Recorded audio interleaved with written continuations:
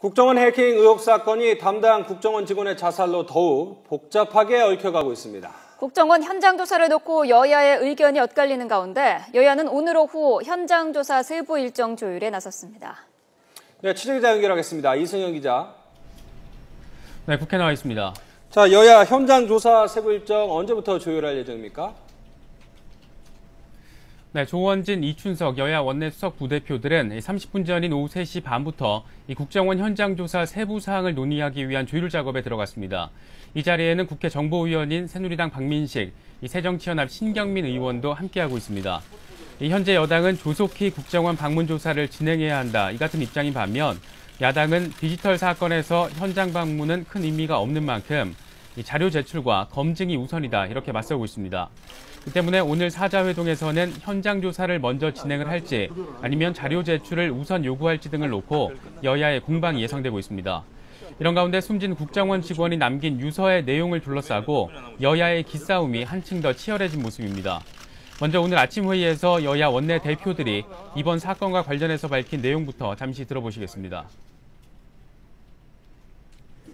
국정원은 국가의 안위를 위해서 정보를 다루는 국가 최고의 정보기관이니만큼 의혹에 대해 무책임한 정쟁으로 몰고 가 공개적으로 여론전을 벌일 것이 아니라 여야 의원이 함께 참여하고 있는 국회 정보위 차원에서 신속하고 정확하게 사실관계를 확인하는 것이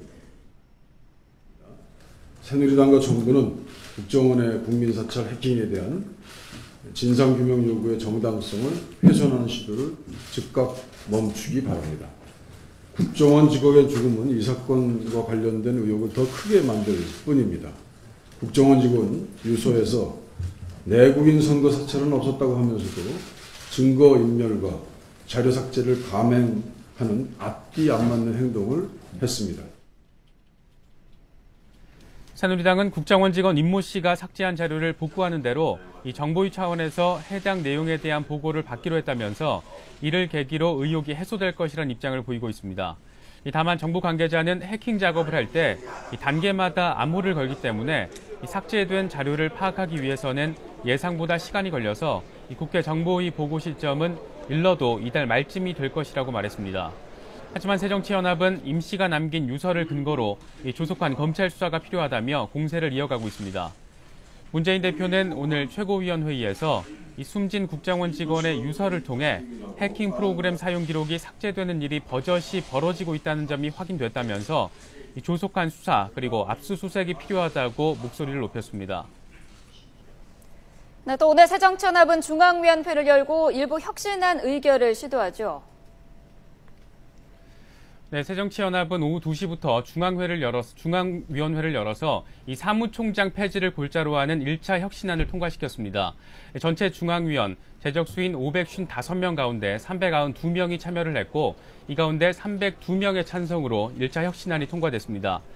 오늘 표결에 올라간 안건은 권한 분산을 위한 사무총장제 폐지, 또 당대표 등 선출직 당직자에 대한 당원 소환제 등입니다. 이 사무총장제 폐지를 골자로 하는 혁신안이 중앙위를 통과하면서 당 조직 체계는 이제 5본부장 체제로 개편이 됩니다. 오늘 혁신안 1차 혁신안의 중앙위 통과는 이 최고위원제 폐지 등 예민한 안건이 빠져서 어느 정도 예견된 부분이었습니다. 이에 따라서 최고위원제 폐지 등 후속 혁신안이 상정되는 9월 중앙위원회에서는 이 주류와 비주류의 치열한 공방이 예상되고 있습니다. 또 사무총장제가 폐지되고 신설되는 본부장에 또 누가 임명되느냐에 따라서 당내 계파 갈등은 다시 한번 불거질 가능성도 배제할 수 없을 것으로 보입니다. 지금까지 국회에서 YTN 이승현입니다.